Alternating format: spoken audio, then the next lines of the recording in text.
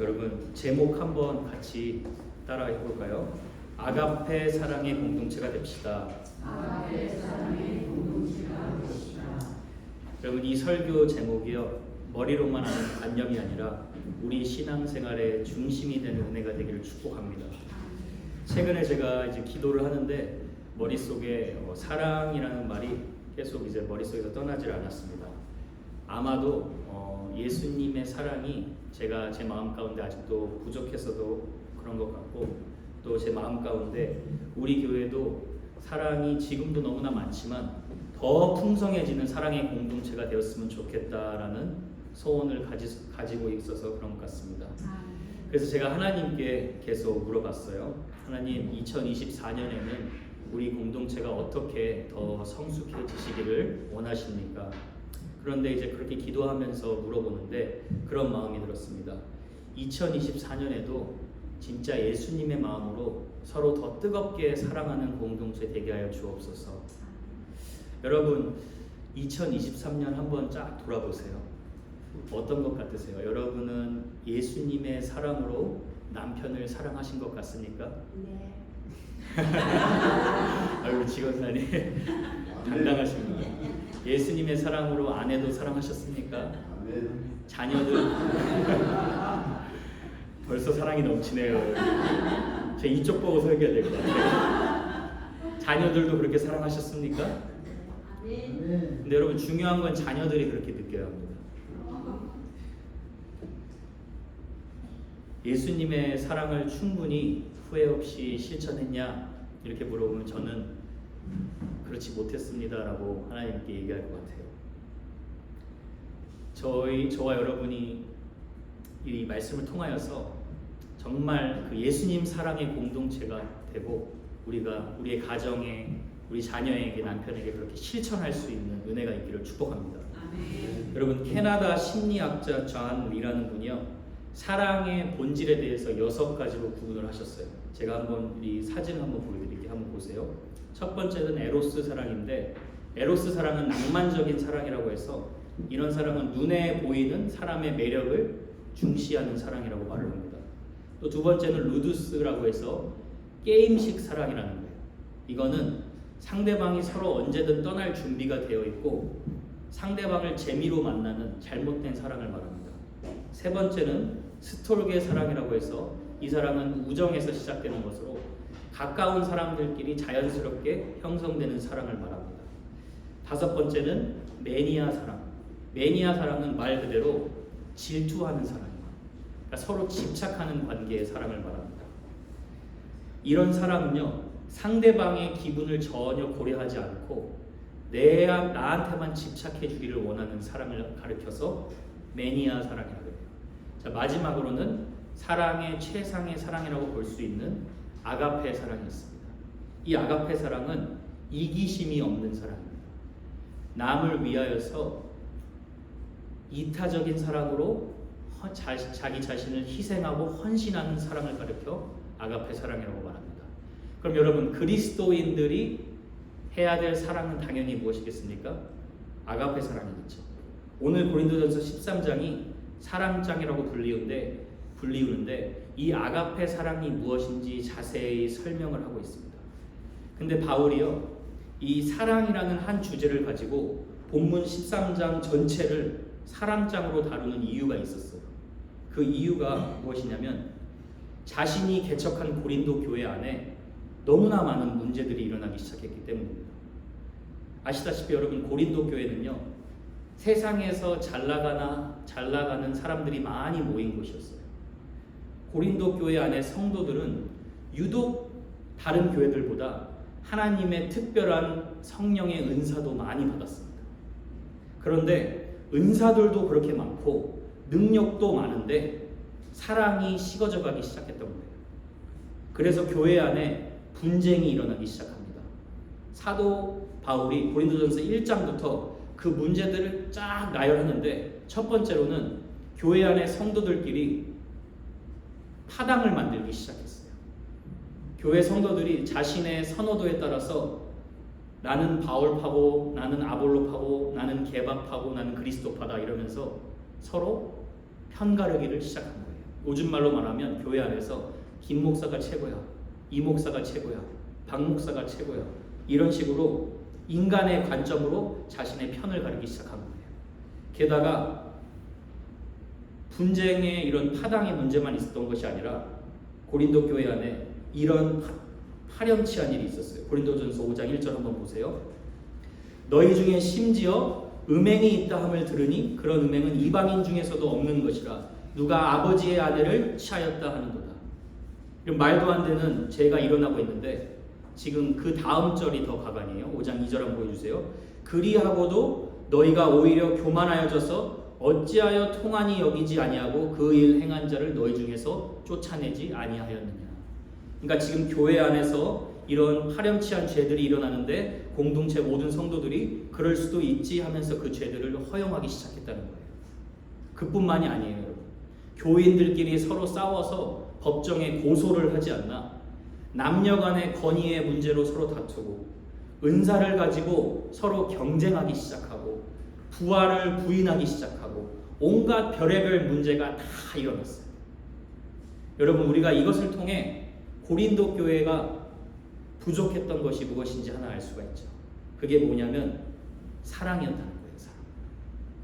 여러분, 교회는요 일꾼들이 부족해서 아픈 것이 아니에요. 교회들은 예를 들어서 능력이 부족하거나 믿음이 부족해서 교회가 아픈 것이 아닙니다. 교회는 서로 간의 사랑이 부족하면 아픈 거예요. 성도들의 분위기가 서로 만나는데도 차갑고 냉랭하고, 목회자는 성도들을 이용하는 이용수단으로 이용하고, 성도들은 목회자를 평가하고, 사랑은 허다한 허물을 덮는다 그랬는데 사랑이 식으면 성도 간에 허다한 허물만 보이는 거예요. 그런데 하나님께서 그렇게 문제 많은 교회를 지극히 사랑하셔서 그 교회가 그렇게 문제가 있도록 내버려 두시지 않으셨죠. 그래서 바울을 통해 하나님이 치료 방안을 주십니다. 너희들이 그렇게 문제가 많은데 바울을 통하여서 이 문제 고쳐라, 이 문제 고쳐라 라고 얘기하지 않으시고 문제의 해결 방안을 주시는데 그것이 무엇이냐면 고린도전서 12장 31절 한번 같이 한번 읽어보겠습니다. 시작. 너희는 더욱 큰 은사를 사모하라. 내가 또한 가장 좋은 길을 너희에게 보이리라. 가장 큰 은사가 무엇입니까? 가장 좋은 길이 무엇입니까? 바로 이제 13장부터 바울이 소개하는 사랑이라는 거예요. 여러분, 교회 안에요 어떤 문제가 있어도 사랑이 식지 않으면 어떤 문제도 극복할 수 있습니다. 여러분 믿으시죠? 교회가 그런데 몇천 명이 모이고 세상이 다 부러워할 만한 명성을 가졌는데 교회 안에 사랑이 식는다. 그러면 교회가 가장 아프다는 신호라고 볼 수가 있습니다. 여러분, 사랑이 왜 이렇게 중요하냐면 예수님께서 요한복음 13장에 제자들 보고 너 내 일을 이렇게 해내야 된다라고 말하시기도 전에 가장 먼저 하신 말씀이 이 말씀이었어요. 새 계명을 너희에게 주노니 서로 사랑하라. 내가 너희를 사랑한 것 같이 너희도 서로 사랑하라.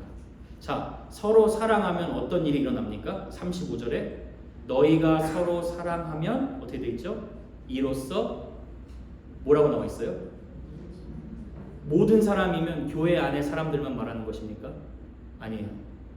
교회 밖에 있는 모든 사람이 너가 나의 제자인 줄 알 것이다.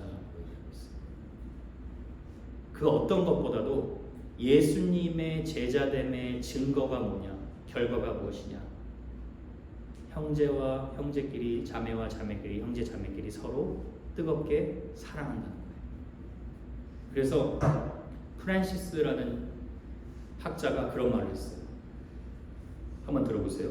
성도가 서로 사랑하는 것이 세상으로부터 기독교를 변호하는 최고의 변증이다. 그러니까 교회 공동체는요, 무엇보다도 이 이타적인 사랑, 아가페 사랑을 서로 실천하는 공동체가 되어야 된다는 거예요. 여러분, 교회 안에서 간혹 그렇게 말하시는 분들이 있어요.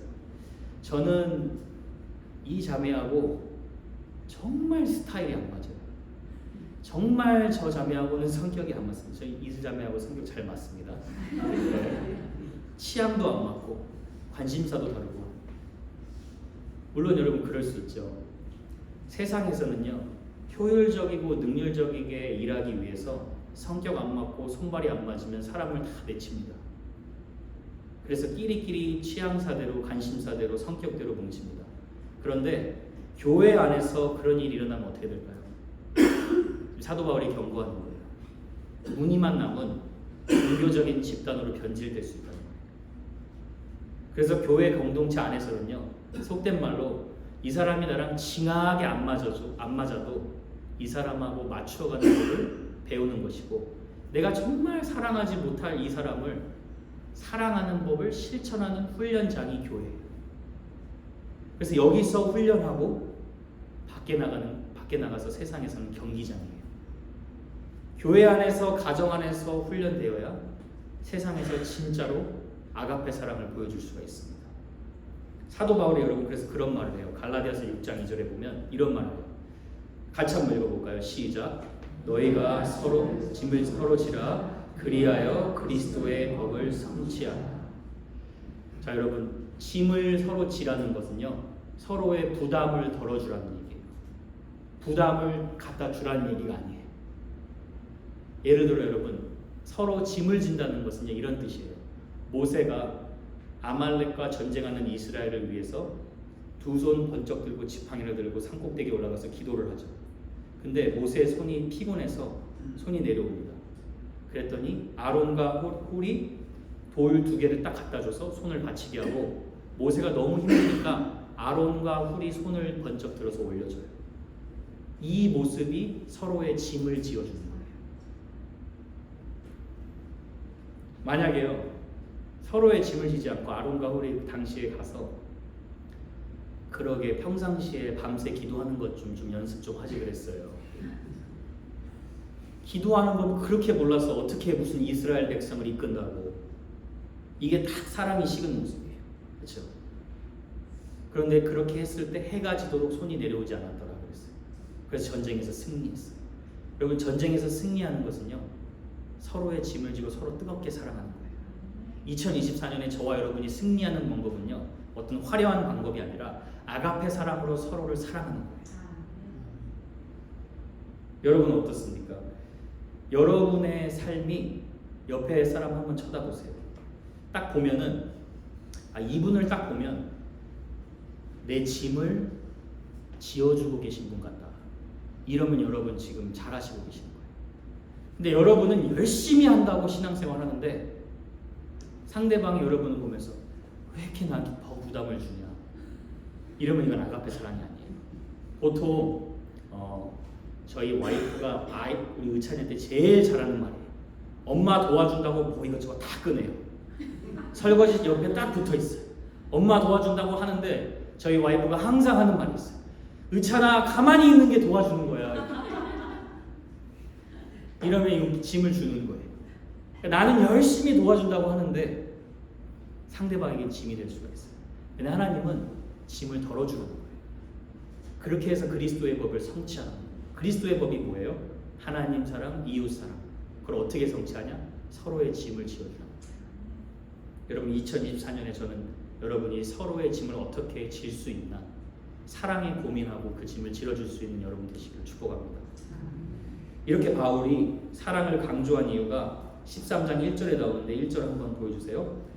한번 같이 읽어볼까요? 또 시작. 내가 사람의 방언과 천사의 말을 할지라도 사랑이 없으면 소리나는 구리와 울리는 꽹과리가 되고. 자 여러분, 사람이 아무리 언변이 뛰어나서 몇 개의 외국어를 통달하고 하늘의 천사의 방언을 할지라도 그 언어 속에 아가페 사랑이 담겨 있지 않으면 뭐라고 돼 있어요?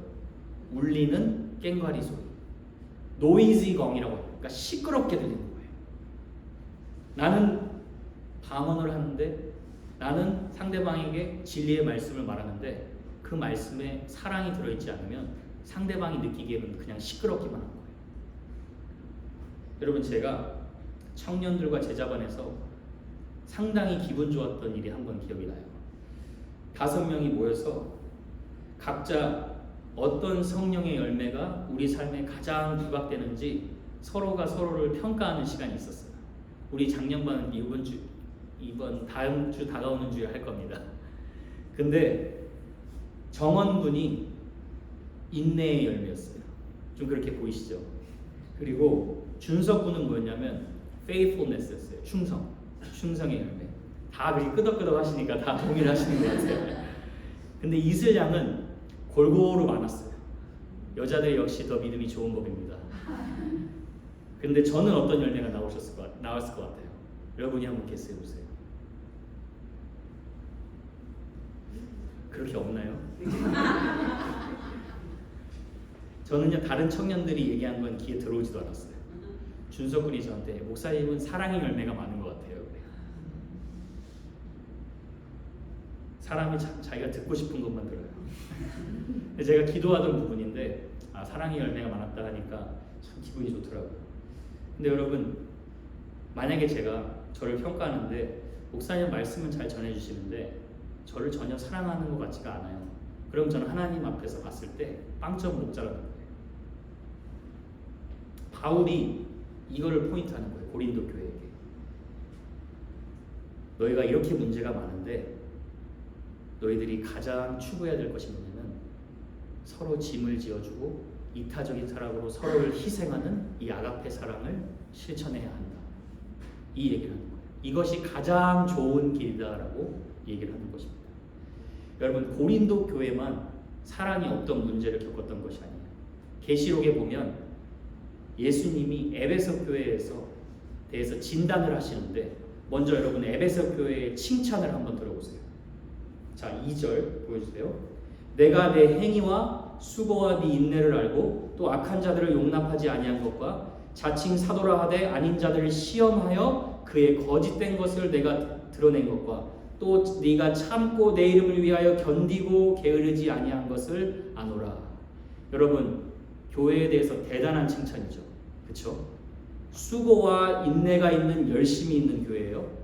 악한 자도 용납하지 않는 교회입니다. 게다가 잘못된 것을 시험해서 과감하게 드러내는 용기 있는 교회예요. 진리를 타협하지 않는 교회였어요. 또 있어요. 예수님의 이름으로 핍박을 견딘 교회. 자 그런데 예수님이 이렇게 칭찬을 하시고 나서 너희들에게 한 가지 부족하다고 책망을 하세요. 그게 뭐냐면 한번 보세요. 2장 4절 그러나 너를 책망할 것이 있나니 너의 처음 사랑을 버렸느니라. 자 여러분 앞에서 칭찬하신 거 문맥에서 따라보면은 예수님의 이름을 위하여 핍박을 견디고 게으르지 않고 열심히 수고하는 것을 보면 예수님을 사랑하지 아니하는 게 아니라는 거예요. 그렇죠? 그럼 여기서 학자들에 의하면 무슨 사랑을 얘기하냐면 성도 간의 서로의 사랑이 완전히 식어져 버렸다는 거예요. 그러니까 이 사랑이 회복돼야 된다고 예수님. 처음 사랑이 뭐냐면 너희들 처음에 그렇게 뜨겁게 서로 사랑했지. 교회는 그렇게 외적으로 잘하는지 모르는데 은사가 나타나고 능력이 나타나고 기적이 나타나고 눈먼 자가 보게 되고 그런데 너희들 서로 사랑이 식었다는 거예요. 그러니까 교회는 이 사랑이 식으면 교회가 너무 아픈 거예요. 여러분 교회가 왜 아파요? 왜 상처받으셨어요? 과거의 교회 때문에 왜 상처받으셨어요? 사랑이 식었기 때문에 상처받은 거예요. 저는 오늘 여러분 하나님 사랑이 여러분 마음에 부어지시고 하나님 아가페 사랑으로 여러분의 그 상처된 마음이 깨끗하게 회복되는 시간 되시기를 축복합니다. 초대교회 역사 가운데 여러분 초대교회가 막 부흥이 일어나요. 그렇죠? 말씀이 흥황하여 물론 말씀이 흥황하여 사도의 가르침을 따라 성도들이 서로 떡을 떼고 교제하고 오로지 기도하기에 힘씁니다. 믿는 자의 수가 날마다 더해집니다. 이 부흥이에요. 그런데 우리가 이 부흥에 대해서는 잘 알고 있는데 그 부흥 후에 그 모습이 어땠냐는 거예요. 그 모습 중에 이런 게 있어요. 믿는 사람이 사도행전 2장에 보면 믿는 사람이 다 함께 있어. They were being together 이런 말이 있어요. 무슨 말이냐면 우리 성도님들처럼 같이 붙으면 떨어지기 싫어했다는 거예요. 일단 같이 있으면 떠나기 싫어한다. 그러면 이제 사랑이 넘치는 거예요. 그런데 이렇게 나와요. 또 모든 물건을 서로 통용하고 각자의 필요를 다 채워줬다고 해요. 그러니까 니건 내건 할 것 없이 이 사람이 영적인 가족이 혈육 가족보다 더 가까운 것처럼 서로 사랑하기 시작한 거예요. 사도 바울이 지금 말하는 게 이거예요. 교회 안에 너무나 시끄러운데 그 모든 문제 해결 방안 하나다. 아가페 사랑을 실천하는 거예요. 그래서 고린도전서 13장 13절 마지막 절에 이렇게 나오죠. 그런즉 믿음, 소망, 사랑 이 세 가지는 항상 있을 것인데 그 중에 제일은 사랑이라. 자, 여러분, 여기서 사도 바울은 믿음, 소망이 사랑의 뒷순이라고 얘기를 하는 게 아니에요. 사랑으로 믿음이 생기는 것이고 사랑으로 소망의 열쇠가 열리는 거예요. 문이 열린다는 거예요. 모든 삶의 부분들이 사랑으로 시작돼야 된다는 거예요. 그것을 사도 바울이 강조하고 있는 것입니다. 여러분, 저는요 방언 받지 않았어요. 여러분들 중에 방언 받은 권사님들 많이 계세요. 방언 받느냐 안 받느냐 그거는 하나님의 손에 달려 있어요. 저는요 우리 교회가 하나님의 각종 은사로 충만해서 우리 교회가 건강하게 세워지길 바랍니다. 그런데 그 모든 은사가 아가페 사랑으로 시작되길 바랍니다. 모든 동기가 내가 이 영혼을 사랑해서 내가 이 영혼을 치료해 주려고 그 사랑으로 시작되기를 축복합니다. 그럼 그 아가페 사랑은 무엇이냐? 사도 바울이 구체적으로 15개 15 verbs 그걸로 설명을 해요. 사랑은 무엇이다 나운으로 설명하지 않고 사랑은 무엇을 한다라고 설명하고 있어요. 오늘은 제가 4절에 나온 5가지 동사만 살펴보도록 하겠습니다. 자, 여러분, 먼저 사랑은 무엇이다 라고 동사로 표현했을 때는 사랑이 특징이 뭐냐면 사랑은 내면에 내 안에 숨겨져 있는 게 아니라는 거예요. 밖으로 표출되는 내 말과 표정과 나의 사랑과 섬김이라는 거예요. 자, 첫 번째로 사랑을 무엇이라고 얘기하죠? 사랑은 오래 참고. 자, 성경에는 오래 참는다는 말에 2가지 의미가 있어요. 첫 번째는 농부가 씨앗을 뿌리고 인내하는 그 오래 참을 말이에요. 그것은 어떤 예를 들어 우리가 삶을 살아가는데 어려운 시즌이 오죠. 그렇죠? 힘든 상황을 만나요. 그러면 인내하는 거예요. 하나님의 때에 하나님이 이루실 것을 믿는 기다림, 그 인내가 있어요. 자, 그런데 사도 바울이 이 고린도전서 13장에서 말하는 그 오래 참음은 무엇이냐면 나에게 피해를 입힌, 나를 해코지한 가해자에 대한 오래 참음을 말하는 거예요. 여기서는 마크로스미아라는 말을 사용했는데 이 말은요 마크로스라는 멀리하다라는 말과 그리고 두모스라는 분노라는 말의 합성어예요. 그러니까 분노를 멀리하다라는 말이에요. 나에게 피해를 준 자에게 감정이 폭발해버려가지고 보복한다거나 그대로 화내는 것이 아니라 그 사람에 대하여 기다려주는 거예요. 예수님께서 이 오래 참음을 보여주셨죠. 베드로전서 2장 23절 욕을 당하시되 맞대어 욕하지 아니하시고 고난을 당하시되 위협하지 아니하시고 오직 공의로 심판하시는 이에게 부탁하셨다. 그렇죠? 이거는요 나에게 잘해주는 사람에 대한 오래 참음 아니라 나에게 피해를 준 가해자. 우리 교회에서 따지자면 그런 분들 없겠지만 나와 좀 안 맞는 자, 내가 생각하는 기준이 이 사람 좀 이상하다고 생각하는 그 자에 대해서 오래 참는 거예요. 여러분, 바울이 사랑에 대해서 설명하는데 왜 가장 먼저 오래 참음을 열거를 했을까요? 왜냐하면 지금 공동체 안에서 어떤 한 사람이 감정을 폭발해서 예를 들어 욕을 했어요. 근데 그 욕을 들은 사람이 똑같이 폭발하지 않고 그냥 가만히 오래 참아요. 그럼 분쟁이 사라져요. 그럼 공동체의 기쁨이 유지돼요. 사랑이 깨어지지 않아요. 그러니까 공동체에서도 가장 중요한 게 뭐냐면 한 사람이 예수님의 마음을 품고 그냥 기다리고 참으면 분쟁이 있을 수가 없다는 거예요. 이 사랑을요 사실요 하나님이 우리에게 매일매일 보여주시는 사랑이에요. 시편 103편 보여주세요. 여호와는 긍휼이 많으시고 은혜로우시며 어떻게 나와요? 노하기를 더디하신다. 인자하심이 풍부하시다. 자주 경책하지 아니하시며 노를 영원히 품지 아니하시리로다. 하나님은 그리고 이후에 쭉 나와요. 우리의 죄에 따라 우리를 대하지 아니하신다. 항상 긍휼히 여겨주신다.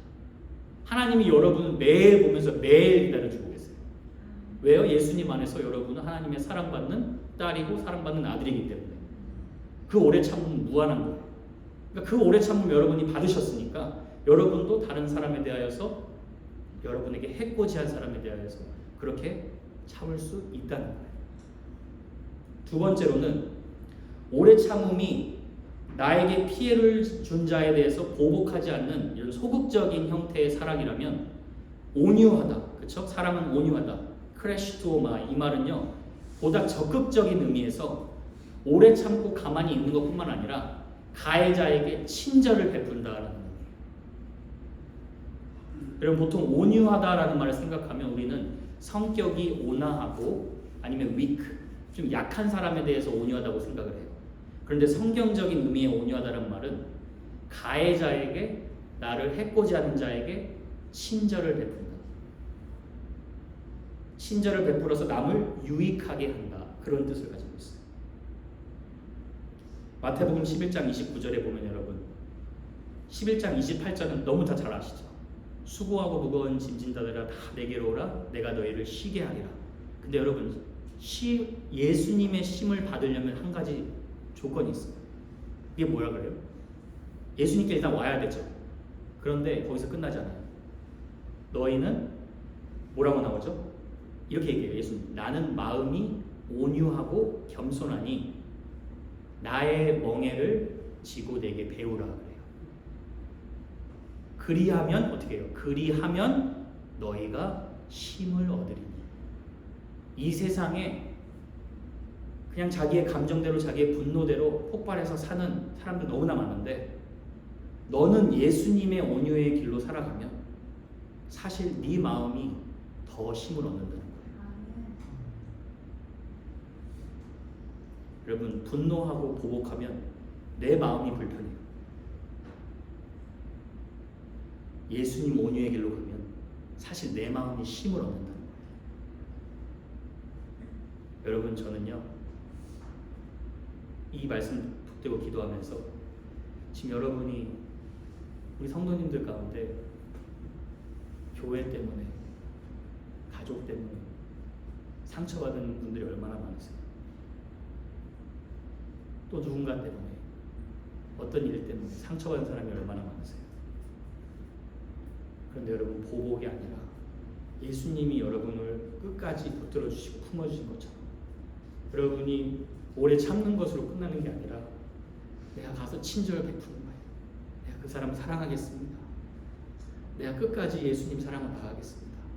그럼 여러분의 마음이 쉼을 얻는다는 거예요. 오늘 하나님이 여러분의 마음 그렇게 온전히 회복시켜주는 은혜가 있기를 바랍니다. 세 번째는 사랑은 시기하지 아니하고 나와 있어요. 고린도 교회 성도들은 은사들을 그렇게 많은 좋은 은사들을 받고 경쟁하는 수단으로 여겼어요. 그 은사를 가지고 누구는 있네, 누구는 없네 경쟁하기 시작하고. 근데 이런 시기는요 보통 다른 사람과 나를 끊임없이 비교할 때 생겨나는 시기입니다. 은사는요 교회를 세우라고 교회의 덕을 세우라고 주신 은사인데 어떻게 보니까 고린도 교회는 이것이 서로 경쟁하는 무슨 영성을 재는 경쟁의 도구로 나락해버려요. 이런 시기가 생겨나면 여러분 너무 위험해요. 성경에 보면 사울이 시기해서 다윗을 죽이려 했죠. 가인이 시기를 해서 아벨을 쳐서 살인했죠. 요셉의 형들이 요셉을 시기해서 요셉을 애굽 땅에 팔아버렸죠. 시기는요 다른 사람을 해치는 증오로 번져요. 그래서 성경의 야고보서 3장 16절에 보면 이렇게 나와요. 시기와 다툼이 있는 곳에는 혼란과 모든 악한 일이 있습니다. 잠언 14장 30절에도 평온한 마음은 육신의 생명이나 시기는 뼈를 썩게 하느니라. 시기하는 마음이 있으면 공동체가 뼈가 썩게 되듯이 아프다는 거예요. 여러분 옆에 공동체 지체가 아프면 여러분이 가서 막아줘야 됩니다. 제가 자꾸 제 의찬이와 얘기해서 죄송한데 제가 또 생각이 나요. 철치에 대해서 읽었어요. 마디에 대해서 읽었어요. 주먹으로 딱 누군가가 여러분을 때리려고 하면 여러분 얼굴 가만히 있습니까? 뭘 맞겠죠. 공동체 지체는 누가 우리를 공격하고 누가 우리를 때릴 때 서로 보호해주는 공동체. 여길 때리려고 하면 또 이 손이 와서 여길 맞겠죠. 성도는 성도가 서로 보호하고 서로 사랑하고 서로 희생하는 공동체. 그게 예수님의 몸이라는 거예요. 예수님의 머리가 다 지시할 뿐이에요. 시기하지 않는 사람들은 남들이 아픈 것에 함께 아파요. 시기하지 않는 사랑은 남들이 잘 되는 것에 진심으로 함께 기뻐해요. 제가 제자반에서 함께 강조하는 게 있었죠. 모두가 선생이고 모두가 학생이다. 사람은 시기의 대상이 아니고 용서의 대상이고 사랑의 대상이고 사실 여러분 배움의 대상이에요. 옆에 있는 분들 한번 보시면 여러분이 가지고 있지 않은 거 배울 게 너무 많아요. 사랑은 시기하지 않는다. 자, 마지막으로 사랑은 자랑하지 아니하고 교만하지 않는다. 여기서 말하는 자랑은요, 다른 사람보다 자신이 더 대단한 사람이라는 것을 뽐내기 원하는 그 자랑을 말해요. 그러니까 이 자랑의 중심은 하나님을 자랑하는 것보다는 내가 무대의 중심에 서 있는 거예요. 여러분, 우리 교회의 중심은 오직 하나님임을 믿습니다. 우리 교회에서 나타나야 할 영광은 오직 예수 그리스도의 영광임을 믿습니다. 고린도 교회 예를 하나 들게요. 고린도 교인들 중에 은사를 받은 일부 여성들이 자기가 슈퍼 스피리추얼, 영적으로 굉장히 대단한 워먼이라고 생각을 했어요. 그래서 그 일부 여성들 가운데 남편들과의 부부관계도 거부했어요. 남편의 권위를 무시했어요. 교회 안의 질서가 깨지기 시작했어요. 왜요? 나는 슈퍼 스피리추얼, 난 특별한 은사 받은 슈퍼 스피리추얼한 사람. 근데 여러분, 우리가 어떤 사람이, 제가 예를 들어 준석군은 참 영적이다. 그럼 우리가 이 영적이다라는 말이 어떤 의미입니까? 영적이다라는 의미는요, 은사를 말하는 것도 아니고, 잘 보세요 여러분, 믿음도 말하는 게 아니에요. 개인의 능력을 말하는 것도 아닙니다. 영적이다라는 말을 다시 바꿔 말하면 성령이 충만하다라는 말이에요. 성령이 충만하다는 말을 또 바꿔 말하면 예수님으로 충만하다라는 말이에요. 그러면 저와 여러분이 이거 따라했으면 좋겠어요. 성령 충만은 관계 충만이다. 여러분 아시겠죠? 우리 신앙의 척도의 성숙함은 다른 사람들과의 관계에서 증명이 되는 거예요. 우리 한국 교회가 이 부분에 대해서 좀 많이 놓쳤죠. 마치 능력주의자 비슷하게 돼서 문제를 해결하는 엄청난 대단한 믿음의 능력이 대단한 믿음인 마냥 생각하고 예수님의 이 성숙한 인격에 대한 부분 너무나 많이 놓쳤죠. 여러분, 신앙생활하다 보면 문제가 생겼을 때 금식하고 기도합니다. 그러면 100% 해결됩니까?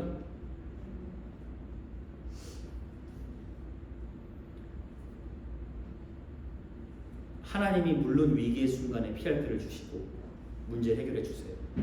그런데 금식하고 기도하면 한 가지 확실하게 하나님이 약속하시는 것이 있어요. 내가 원하는 상황으로 변하진 않는데 내가 보는 상황에 대한 해석이, 내 마음의 해석이 달라집니다. 그래서 그렇게 힘든데 또 찬양하러 나오고, 그렇게 상처받았는데 또 기도하게 되고, 그렇게 힘든데 또 내 할 일 다 합니다. 그렇게 힘든데 또 남이 아프다고 하니까 또 사랑합니다. 그게 진짜 성숙한 신앙인의 모습입니다.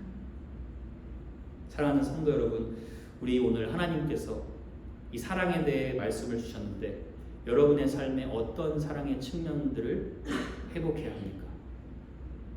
나에게 피해를 준 가해자를 더 참고 기다리셔야 합니까? 더 나아가서 온유함으로 친절을 베푸셔야 합니까? 혹시나 내가 다른 사람들을 시기하고 있지 않습니까? 세상과 반대로 주님을 높이고 다른 사람을 높이고 나 자신은 낮추는 자세를 가지고 있습니까? 오늘 하나님께서 저와 여러분에게 온전한 아가페의 사랑의 길로 인도하시는 축복이 있기를 축복합니다. 아멘. 그러면 마지막으로 아가페 사랑을 실천하기 위해 우리가 가장 먼저 해야 될 것이 무엇입니까? 예수님이 먼저 우리에게 이 아가페 사랑을 보여주셨음을 기억해야 합니다. 우리 사랑하는 성도 여러분, 우리는 그렇게 생각할 수 있어요. 세상에 누가 도대체 이런 사랑을 베풀라고, 어떻게 이런 사랑을 다른 사람한테, 가해자에게 베풀라는 것입니까? 너무 어려운데요. 그럼 여러분, 사탄의 미혹에 속는 거예요. 하나님은 우리가 그런 사랑을 하실 수 있다고 약속하셨어요. 요한일서 4장 7절, 사랑하는 자들아 우리가 서로 사랑하자. 사랑은 하나님께 속한 것이니 사랑하는 자마다 하나님으로부터 나서 하나님을 알고, 하나님께 속한 자, 하나님으로부터 난 자, 하나님을 아는 자는 그런 아가페 사랑을 서로 실천할 수 있다는 거예요. 여러분 믿습니까? 여러분 안에 아가페 사랑이 넘치고 있음을 믿습니까? 그럼 그 아가페 사랑 표출될 수 있다는 거예요. 제가 이번에 갔다 온 기도원에 아주 오래전에 불미스러운 사건이 있었습니다. 제가 거기서 기도하는데 그런 생각이 나서 설교 준비하다가 미주 한국일보를 좀 자세히 찾아봤어요. 그 사건 때문에 기도원에 사람들의 발걸음이 대폭 줄었었는데, 당시 사건이 이렇습니다. 30대 김모 씨가 조울증을 앓던 정신질환자였어요.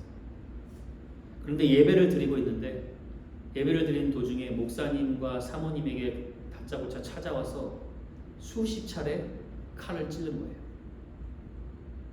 그래가지고 그 자리에서 목사님은 목숨을 잃으시고 사모님은 가까스로 목숨을 살리셨어요.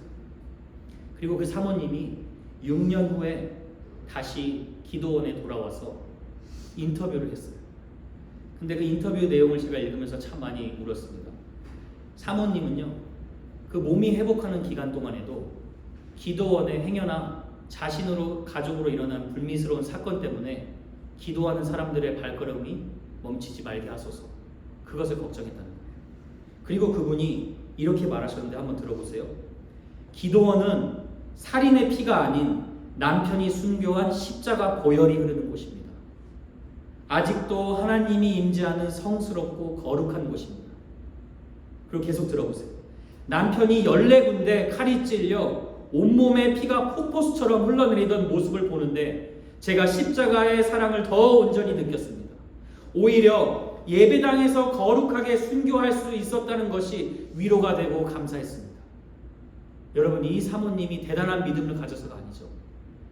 이게 아가페 사랑을 받은 사모님의 십자가 사랑을 실천한 표현이라고 볼 수가 있는 거죠. 그걸로 끝난 게 아니에요. 여기까지는 오래 참음이에요.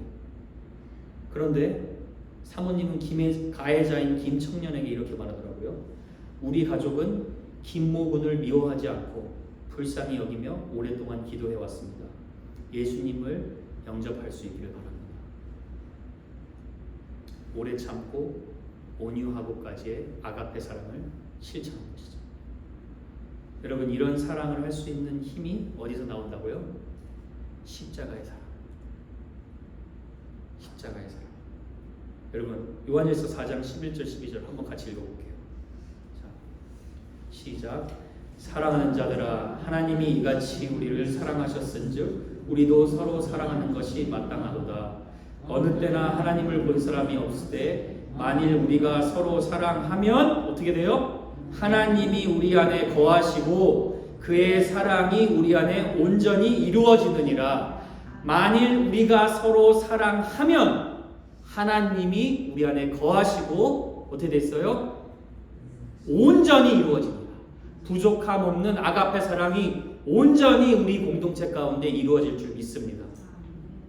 여러분, 2024년에 이 아가페 사랑을 여러분에게 받아야 할 대상이 누구입니까? 한번 생각해 보세요. 여러분의 남편입니까? 아내입니까? 아버지입니까? 어머니입니까?